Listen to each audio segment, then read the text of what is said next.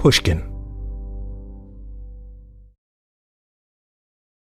Every cell in your body is an incredible data storage device. Inside the nucleus of almost every cell is your entire genetic code, all of your DNA arranged just so, providing the complete blueprint of you. In every cell! Unbelievable.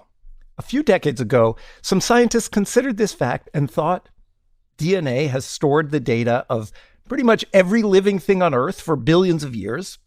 It's incredibly efficient, reliable, we know it works. What if we could use it to store other kinds of data? For certain things, it could be profoundly better than the hard drives and tapes we're currently using for data storage. And now, they've figured out how to do it. I'm Jacob Goldstein, and this is What's Your Problem? The show where engineers and entrepreneurs talk about how they're going to change the world once they solve a few problems. My guest today is Emily Leproust. She's the co-founder and CEO of Twist Bioscience, one of the leading companies working on storing data in DNA. Sounds like science fiction, but it's just science. Emily's problem? How do you make storing data in DNA as cheap as storing it on a hard drive? Emily's company, Twist, is in the DNA synthesis business. They make and sell custom DNA to researchers and healthcare companies. And Twist is also part of a group of companies, including Microsoft and the data storage company Western Digital, that are trying to bring DNA storage to market. It's clear that it can work in the lab. The trick now is to make it work in the real world and have the economics make sense. We started our conversation by talking about a key problem with how data storage works today. Hard drives and flash drives and even old-fashioned tape, which is still used, are all based on magnetization. And magnetization just does not work for long-term storage. It's unreliable. It degrades. And so if you want to archive data for a very long time, what you have to do is every 5 to 7 years, you have to take the data from one hard drive to the next, or from one tape to the next, or from one flash to the next every 5 years, because you just can't trust that the data will stay there more than 5 years. And so the system we have now, obviously it's great, right? Like data storage is this amazing miracle of the modern world, but you're saying a flaw with it is it doesn't work forever. In fact, it becomes unreliable after 5 years.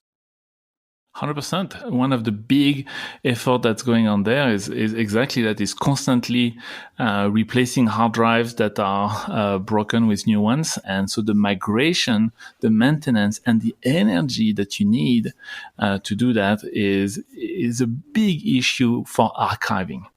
And archiving is more than 60% of the market of data.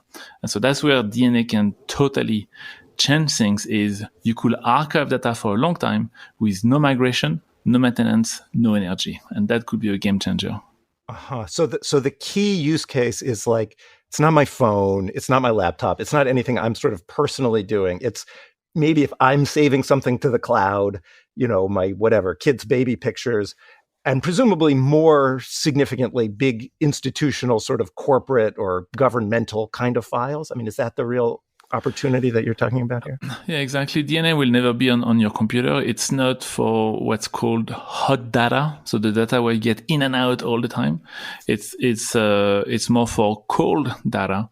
That's the data that you read very infrequently, but that is the majority of the data out there that DNA can solve. If you're a bank, if you are an insurance company, you have to store data for a very long time. If you're a government, you need to store data for a long time. So the longer you're going to need to keep the data, the more it makes sense to store it in DNA. Exactly. And that's why the first product we are going to launch we call it a Century Archive. So it's basically you purchase 100 years of storage. I like that. That's good branding. Did a marketing person come up with that? Did you come up with that? I did not come up with that, but yes, definitely a very clever marketing person came up with that. And then after that, we'll sell the Millennium Archive. The Millennium Archive. But well, let's get to 100 years first. I can have you on in a year and we can talk about the Millennium Archive. But Cool. So are you right now selling a product where if a company wants to save something for 100 years, they can give you money and you will store their data in DNA? Does that exist? Yeah, we've done it before. Right now we are in early access, so it's not fully broadly available. But someone comes today and they have money, we'll definitely do it for them. The one thing though, today it's still quite expensive. And we're working to make it affordable. It will cost a little bit more upfront, not too much, because people don't really want to pay a premium. And this market is very elastic, so it's kind of ironic, but the lower the price of what we sell, the more we're gonna sell. We're gonna sell it. Sure. No, that is a very intuitive relationship and a classic issue in technology, right? You have this new thing and it's really expensive, so nobody's buying it. And the way it gets cheaper is lots of people buy it, and then you figure out the economy of scale and it gets cheaper. I mean, is that the dynamic you're talking about here? That's exactly the dynamic, and DNA is amazing for that, because DNA is extremely tiny. It's extremely dense. You could take all the data in the internet, and which is huge. I mean, the internet, it's everything. It's the whole world. Everything. And it will fit in a shoebox if you put it in DNA. So I want to understand a little bit what that means because it's so not intuitive. So all the data on the internet means like every video that's on YouTube, everything everybody has ever posted to the internet, every tweet, every Facebook post, everything. Everything. So that all exists now on hard drives, right? In giant rooms full of computers all over the world, cooled by fans, right? Like all the data on the internet exists now, sort of distributed across many, many warehouses. Like, just do you know how much space it takes up now? I don't know. I don't have any idea. I don't know, but it's millions and millions of square foot. What I do know is that one Facebook data center in Texas uses 2% of the Texas electricity. When we talk about storing data in DNA, can you walk me through actually what happens? What happens? Somebody wants to save whatever, a movie, a Netflix movie, and instead of saving it on a little chip, they save it in DNA. So storage of data is a bunch of zeros and ones, right? It's the binary code. DNA, there are 4 letters, ACGT. And just to be super clear, when you say 4 letters, you mean all DNA is made up of 4 basically types of molecules and only 4. That's right. If you look at any DNA of any living organisms, from the biggest to the smallest one, that DNA is made of 4 letters, A, C, G, and T. And the function of that organism is based on in which orders the A, C, Gs, and Ts are linked together. Emily says to use DNA to store a movie or to store any kind of data, you let each of the 4 letters represent a binary pair. So, for example, you could say 00 is A, and 01 is C, 11 is T, and 10 is G. Once you've done that, you can take any digital file, you can take that movie, and on a computer, convert the zeros and ones that represent the movie into a string of the letters A, C, T, G. That string of letters is your blueprint.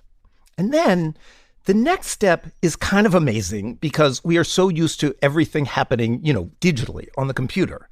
The next step is a machine about the size of an SUV actually starts printing strands of DNA based on that digital blueprint. What we're going to actually physically synthesize, we're going to make it from scratch, is a bunch of little pieces of DNA that has 200 to 300 letters. Okay, so is that the next step? It's still on the computer, but now the computer tells some DNA synthesis machine what molecules to synthesize, where the A's go, where the T's go, where the C's go, where the G's go? Yeah, so exactly. So at Twist, we built a DNA 3D printer, basically. Okay. And we have a piece of silicon. It's a silicon chip. And so on our silicon chip, the first generation that we made had 1 million pieces of DNA. The current generation we're working on has 256 million. Okay. And so we have a silicon chip and then we have a printer. So I want to keep going with our sort of how does it work narrative here. So we got the movie that was already ones and zeros. The ones and zeros became A, T, C, and G. Those got split up into little packets. Yep. The computer told the 3D printer basically what actual A, T, C, and G to print physically, the actual chemicals on a silicon chip, hundreds of millions of them. And then we go deliver that ACGT at the right location at the right time. And so we start from a silicon chip. There is no DNA on it. And then we come in and we print the first layer. So we put the first ACGT on the surface. And then we come in again to put the second layer of ACGT. Again, the third, we do that 200 to 300 times. And so we are building DNA up to 300 letters. And we do that millions of times on the silicon chip. Okay. So now you've got a silicon chip with DNA on it. What happens next? Yeah, so at that point, the density is not that great. It's kind of like a hard drive.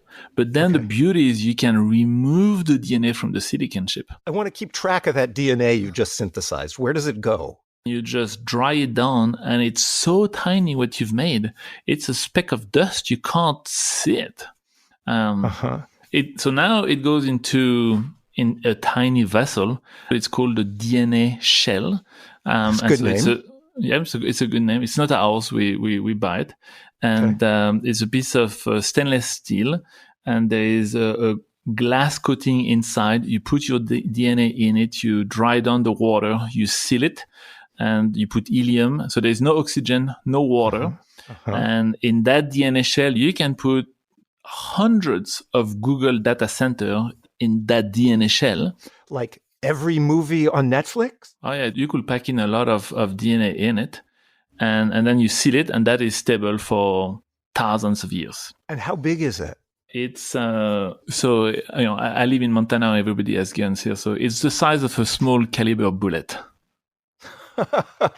That's nice. Okay, so about I live in Brooklyn, where fewer people have guns, at least as far as I know. So would it be about the size of like a bean? It would be the size of 2 black beans. Okay. You could put every movie on Netflix in there. That's right. Yeah. And then you can store it, room temperature, in the sun. It's extremely stable for forever. And then when you want the data back. So now it's 50 years later, and I want to watch that movie again. Because I forgot that it wasn't very good. Well, or you may say, geez, there's something happened to the Netflix data center, and that movie is gone. We need to get it back. That's the real practical use for this, I would imagine. It's that, at least for now, it's like a backup. It's like a super safe backup. Even if all of the data centers get hacked or blown up or whatever, you have this vault. Yeah. Yeah, it's the vault, exactly. So exactly that's the ultimate vault. And the beauty is DNA, you can make a copy very easily. Let's go back. So we have all of Netflix in a little cylinder the size of 2 beans.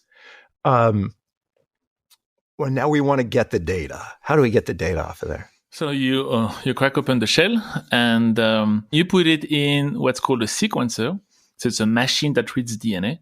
And the sequencer is not fast. It's 12 hours. So 12 hours later, you'll get your data. And now it's still ACGT in the computer.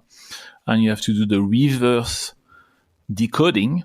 You have to turn the ACGT into zeros and ones. And that's the end of the story, right? And then you can watch the movie that you encoded today.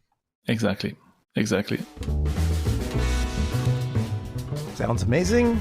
DNA, all of Netflix in a cylinder the size of 2 black beans. But DNA storage is not yet a thing that is really happening in the world at scale. In a minute, the problem Emily has to solve for that to happen, for DNA storage to become a real thing in the world.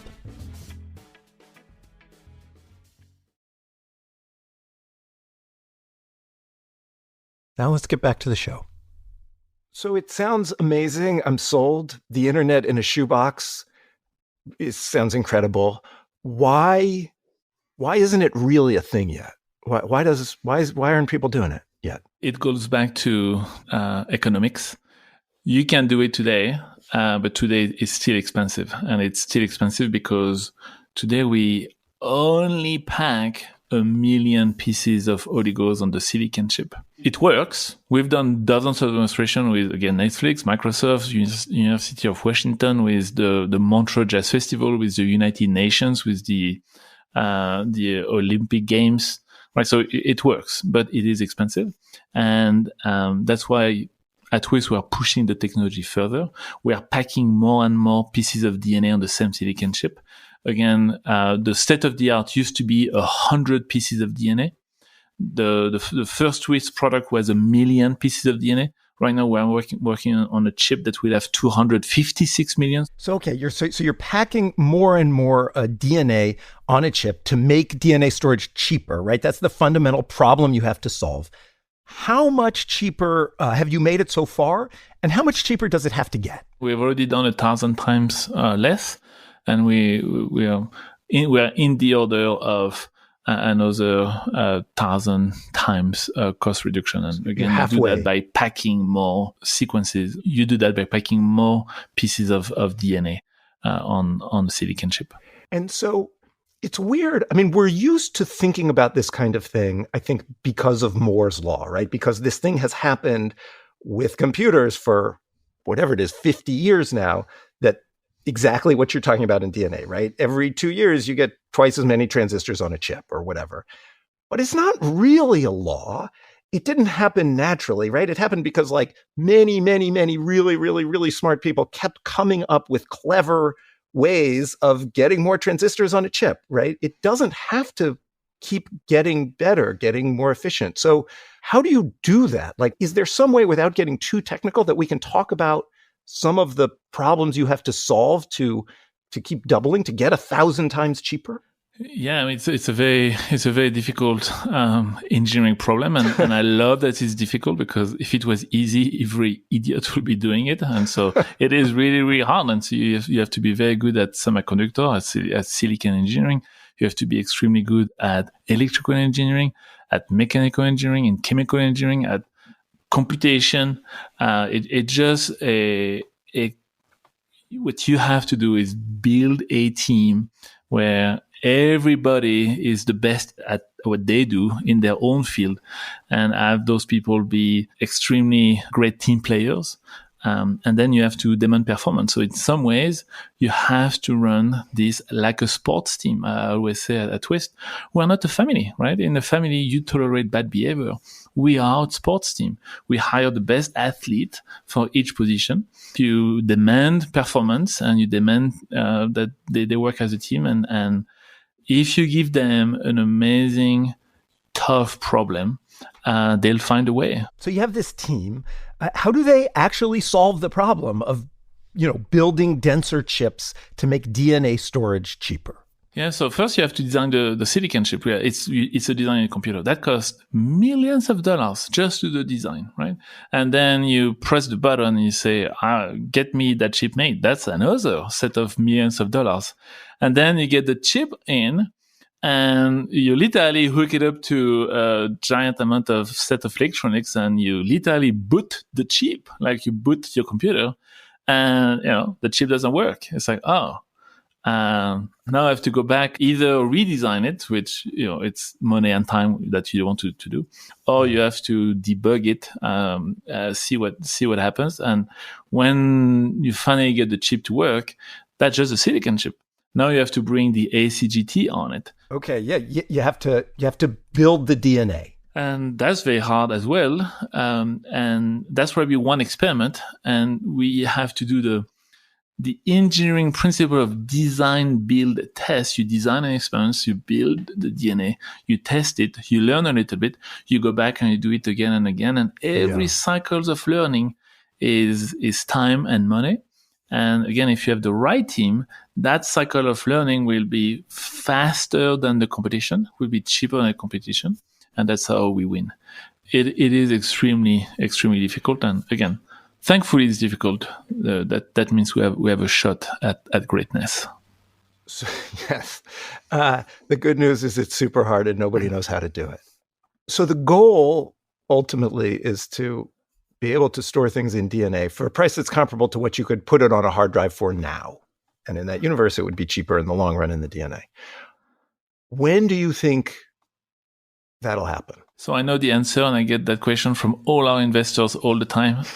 Unfortunately, I can't tell you, but it's very soon. And the chip we're working on now, that is the chip that we're going to go commercial with. And so the chip is designed, the chip is built, and now we're in the debugging phase. And when that is finished, then we'll be able to launch commercially. And so does that mean in a year? Does that mean in 5 years? So if it's not done in 5 years, I'll definitely get a lot of love letters from our investors. So it's definitely a lot less than 5 years. In a minute, the lightning round, including Emily's advice for solving hard problems and what she actually does to solve hard problems.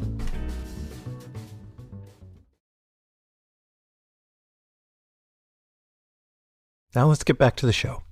The last thing is a lightning round, a bunch of questions, but we'll do them fast. What is one piece of advice you'd give to someone trying to solve a hard problem? If at first you don't succeed, try again, right? You have a choice, right? When you don't succeed, you can call mom, you can order a pizza, you can drink a beer, or you try again. Do you have a favorite gene? I do not have a favorite gene. I love all the genes. They're like children, right? I guess you're their children. We're their children. As a scientist, as a geneticist, do you feel like you understand something about the world or about people that most people don't really understand? I don't think so. I'm not very touchy-feely as a person. I'm probably somewhere on some spectrum. So I know how to make DNA, I know to write DNA, I know to sell DNA, I know to do fundraising, but those are probably the four things. Do you think you'll ever leave Twist? Do you think there will come a time when you want to go do something else? I will be in the seat until I get fired by the board. So this is probably my last job. I've read that you play the piano when you're thinking about work. Is there something in particular you've been enjoying playing lately, a favorite piece these days? So I practice the piano every day. I don't know if I'm really playing it. Some people may call it butchering or murdering the piano, but I actually enjoy it. What I love about the piano is that, the left hand is easy. The right hand is easy, but putting the two hands together, that's a total mind bending experience. And you have to use 100% of your conscious mind. And what I find is if I have a hard problem at work and I can't figure it out, I go play the piano. I'm using 100% of my brain. And somehow in the background somewhere, I think of a solution. And that is quite exciting. All my tough problem, I never get them resolved sitting at my desk, looking at my computer. I get them resolved either playing piano or taking the dogs out for a walk. So maybe that's your real advice for how to solve a hard problem is don't think about the problem or do something else. Yeah, take your prime out of the building. Take a hike. Emily Leproust is the co-founder and CEO of Twist Bioscience. Today's show was produced by Edith Russello, edited by Robert Smith, and engineered by Amanda K. Wong. You can reach us at problem@pushkin.fm, or you can find me on Twitter at Jacob Goldstein. I'm Jacob Goldstein, and I'll be back next week with another episode of What's Your Problem?